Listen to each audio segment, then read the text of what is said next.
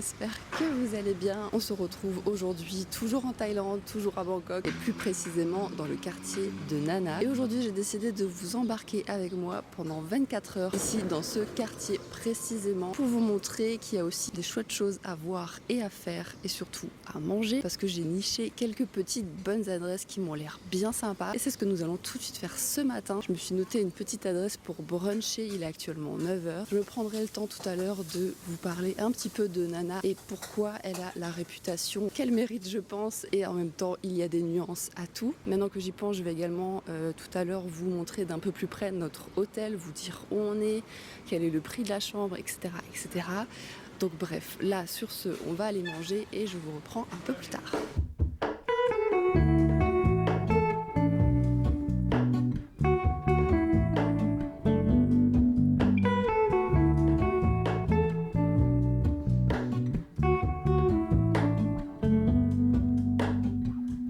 Hello, Ramona. I can't shake the simplest feeling beyond the ghost. We stand on the opposite shore.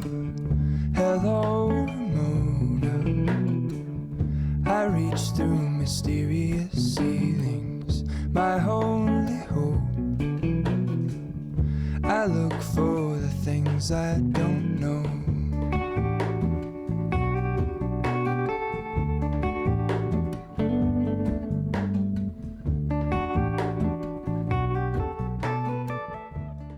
C'est Amandine du montage qui vous fait la voix off car j'ai oublié d'allumer mon micro à cet instant. Pour vous faire un résumé, je disais que le brunch fut délicieux, un peu cher en revanche, j'ai payé 20 € pour 2 personnes, mais le cadre était sympa si vous souhaitez prendre le temps de bien manger dans un endroit silencieux et lumineux, c'est parfait. Après avoir mangé, on est resté pour travailler encore un petit peu sur notre ordinateur et honnêtement on aurait pu y rester des heures, on était super bien installés. J'ai aussi précisé que nous allons faire exceptionnellement un petit saut en dehors de Nana pour aller échanger un peu de monnaie car nous avons nos habitudes au bureau de change Super Rich au mall M-Sphere, donc c'est parti.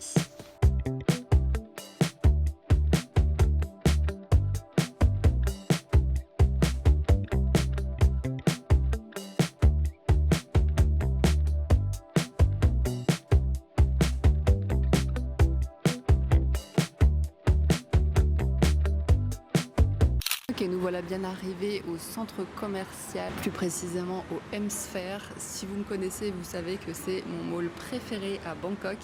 Là, on y est juste de passage pour changer la monnaie, mais je compte faire une vidéo spécialement dédiée sur les centres commerciaux à Bangkok, tellement je trouve ce sujet hyper intéressant parce que c'est vraiment une culture ici, les centres commerciaux. Ça n'a rien à voir avec l'utilisation qu'on en fait en France, même si oui, la base est que ce soit un endroit fermé, climatisé, avec des magasins, mais ici c'est encore, je trouve, complètement différent. Et là, normalement, concernant le taux de change en ce moment, nous sommes à 37,85 bahts pour 1 €, ce qui est hyper intéressant. Et vu qu'on avait du cash un petit peu en France, on s'est dit qu'on allait plutôt l'échanger ici sur place directement. Nous allons personnellement toujours au bureau de change Super Rich, je vais de toute façon tout vous filmer et on va voir du coup ce qu'on obtient pour 250 €.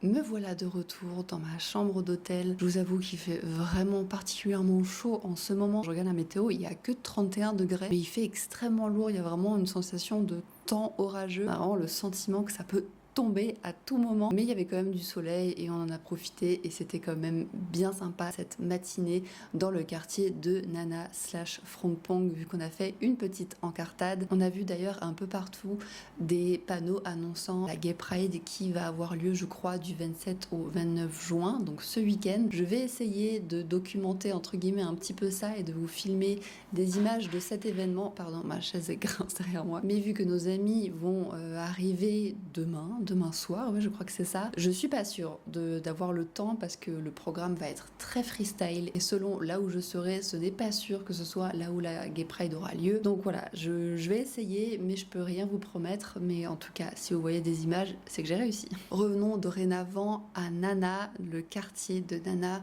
et pourquoi est-ce qu'il est tant connu. Pour la petite anecdote, et ça je ne savais pas du tout, je me suis renseignée un petit peu avant de faire cette vidéo bien entendu, mais le quartier de Nana tire son nom de Lek Nana, un homme d'affaires et politicien d'origine indo-thaïlandaise, et dans les années 1970, il investit de façon massive justement dans cette zone qui à ce moment-là n'était pas encore exploitée, et littéralement le mec va donner son nom à ce quartier qui est maintenant devenu le quartier de Nana. Dans les années 70, il va y avoir des hôtels, des centres commerciaux, des restaurants et des bars qui vont être ouverts suite à cet investissement, et son influence a façonné le visage de Nana comme on le connaît aujourd'hui. Mais au démarrage c'était pas tout à fait exact, parce que pour donner exemple, Nana Plaza, c'était pas Nana Plaza comme on le connaît aujourd'hui, puisqu'auparavant c'était un centre commercial. Mais maintenant, si vous allez à Nana Plaza, vous allez vous rendre compte que c'est pas là-bas que vous allez pouvoir acheter vos t-shirts, parce que du coup vous pouvez appeler un chat un chat. Nana Plaza, c'est un endroit où vous avez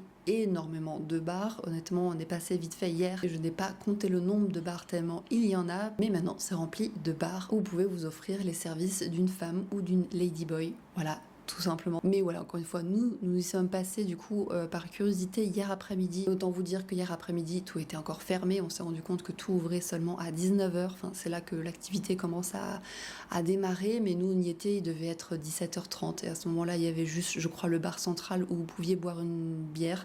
Mais sinon, tout le reste avait l'air fermé. Et quand vous arrivez à l'entrée, vous avez de la sécurité où vous devez montrer votre sac et l'intérieur de votre sac.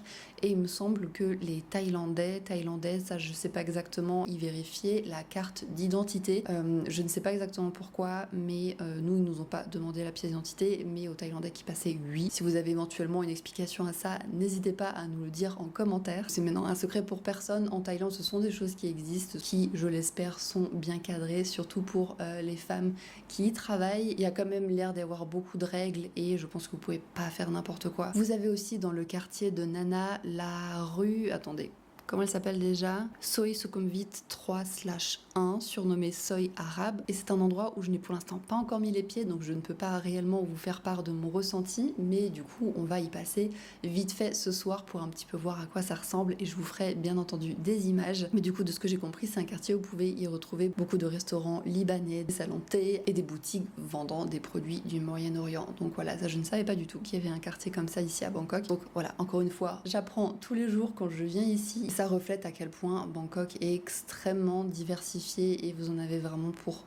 tout le monde. Ça me tient à cœur de visiter absolument tout et de me faire une idée de tout. Et pour vous parler du coup de l'hôtel dans lequel nous séjournons, nous avons opté pour Citadine 8. Et même si l'hôtel n'est pas genre waouh, genre c'est pas l'hôtel de luxe ou appelez ça comme vous voulez, c'est plus la vibe de Ibis Hotel, etc. Mais moi ça me va très bien pour les petits budgets. Si vous avez envie d'une salle de sport, d'une petite piscine pour vous rafraîchir, d'une pièce pour laver votre linge pas trop cher, d'une chambre, tout ce qui est le plus fonctionnel. Enfin là, j'ai un grand bureau, on a un canapé avec une table basse, le lit qui est confortable avec une grande baie vitrée, la salle de bain qui est très propre, et derrière moi, vous avez une cuisine. Donc ça, pour moi, c'est un super confort. Là, vraiment, si on avait envie de squatter ici pendant un mois, ce serait totalement possible puisque on a de quoi se faire à manger. J'ai ici, derrière moi, un placard où je pouvais largement ranger mes affaires, mais bon, vu qu'on est que là pendant 4 jours, j'ai gardé mes affaires dans la valise. Pour le prix que j'ai payé, travailler, honnêtement, c'est très confortable et nous sommes très contents de ce choix. Et pour parler de sa situation, honnêtement, je la trouve assez parfaite si vous voulez justement être dans la zone de Nana, parce que dans cette rue en particulier, vous avez beaucoup de restaurants, dont un qui est littéralement à côté de chez nous, qui s'appelle Praya Thai et qui sert apparemment des spécialités du sud de la Thaïlande et qui est super bien noté. Je pense pas qu'on aura l'occasion d'y aller pendant ce séjour parce que j'ai d'autres restaurants encore en tête, mais il a l'air super bon et le cadre est très joli. Vous avez également 2 7-Eleven, ne serait-ce que dans cette rue. Vous avez énormément de street food, surtout le matin, et à midi, il y a énormément de stands qui vendent du coup de la nourriture pour snacker entre deux, et ça c'est très très cool. On a d'ailleurs acheté de la pastèque, mais ça je pense que vous l'avez vu dans les images précédentes. Et vous avez aussi notamment des cafés, dont un café que nous avons fait hier et que je vous avais filmé, qui était aussi pareil très bon, cappuccino très bon. Moi je m'étais pris un Thai Iced Tea qui était délicieux. Et comme dit, là au moment où je vous parle, il est 15h30 maintenant, ouais ça doit être ça. J'ai encore pas mal de boulot, là ça fait du bien, on s'est rafraîchi, on descend en température. Comme dit, on a snacké un petit peu sur le chemin, vu qu'on a quand même bien mangé ce matin, on n'avait pas spécialement faim. On a au programme encore aujourd'hui découvrir Soy Arabe, faire un resto et se balader dans Nana pour que je vous montre un petit peu l'ambiance en soirée. A tout à l'heure, bisous.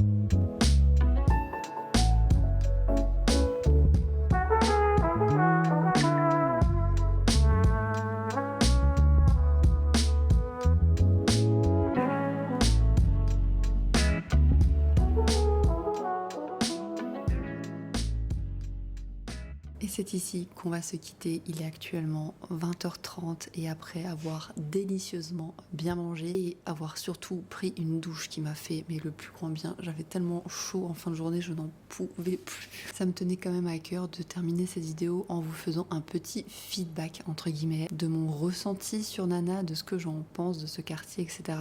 Et est-ce que je le recommande tout simplement, admettons que vous êtes de passage à Bangkok. Alors pour être tout à fait honnête, je pense que je suis tout simplement pas la cible, si je devais me permettre de dire ça comme ça. Du moins quand je viens à Bangkok, c'est pas exactement ça que je viens chercher. Comme vous le savez, moi je préfère Phrom Phong, qui est pourtant vraiment pas loin d'ici, mais juste ces 2 stations suffisent à avoir une énergie complètement différente, je trouve. Et voilà, je pense que je suis juste pas la cible de ce quartier, même si ça reste Bangkok et je passe un très bon séjour. Parce qu'encore une fois, l'avantage de Nana, c'est que c'est bien placé, c'est très centralisé, ce qui fait que vous avez juste à marcher au maximum une dizaine de minutes et vous êtes à la station Nana du BTS, et ensuite ça peut vous emmener littéralement n'importe où. Donc ça c'est plutôt pratique, et même à pied vous pouvez facilement aller au grand parc de Benchakhiti. Vous avez le terminal 21 qui est pas loin, donc le grand centre commercial, mais lui pareil il est assez ancien, le centre commercial. Donc si vous recherchez un petit peu plus de modernité, c'est plutôt du côté de Phrom Phong, Tonglor, etc. que vous allez trouver votre bonheur. Je trouve qu'il y a juste une vibe un peu plus touristique. Si je devais comparer, on a une petite sensation d'être à Pattaya, vu que j'y étais déjà en 2012, et voilà, ça me fait juste penser à ça. Mais encore une fois, c'est chacun son point de vue, c'est chacun son ressenti sur ce quartier. J'en suis sûre que s'il y en a qui l'aiment, ils ont leur raison. En revanche, oui, si vous voulez une nightlife assez exotique et que vous allez vous amuser entre potes, je pense que ça peut être une bonne option. Donc comme dit, il en faut pour tout le monde et ce quartier en fait partie. Nous, on a du coup encore une journée entière ici dans le quartier, mais demain, nous allons, mais à l'opposé de là où nous sommes actuellement, on va faire une sortie hors des sentiers battus, ça sera le thème de demain. Et ensuite, quand on rentrera en fin de journée, nos amis vont arriver et tout va s'enchaîner. Après, vendredi, nous allons rejoindre du coup notre maison, on sera tous ensemble. Et ouais, après ça va s'enchaîner. Et de toute façon, je vous emmène avec moi, donc vous allez suivre de toute façon le fil de la semaine. Et j'espère que cette vidéo vous aura plu, que vous en avez un petit peu plus appris sur Bangkok, encore une fois, et sur le quartier de Nana notamment. Et merci d'avoir regardé cette vidéo jusqu'au bout. Je vous fais de gros bisous. Ciao!